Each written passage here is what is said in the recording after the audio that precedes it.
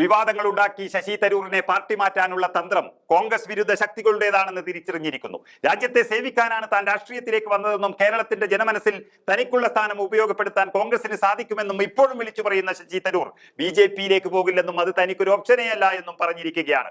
ഒപ്പം തന്നെ CPM എന്നത് 1.5 പതിറ്റാണ്ട് പിന്നിലാണെന്നും പറഞ്ഞപ്പോൾ പിന്നെ ഈ രണ്ട് പാർട്ടികളും ആരെ കാത്തിരിക്കുകയാണെന്ന ചോദ്യമാണ് ഇവിടെ ബാക്കിയാകുന്നത്.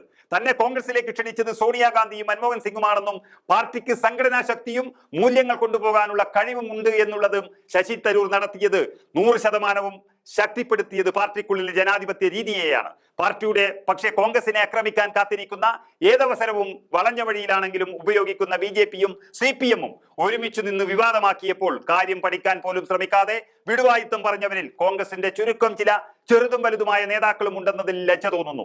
ഒരു കാര്യം ഓർക്കുന്നത് നന്ന്, പ്രവർത്തനത്തിൽ സമചിത്തതയും സമവായവും പാലിക്കുന്നതാണ് ഇനി കോൺഗ്രസ് നേതാക്കൾക്ക് നല്ലത്.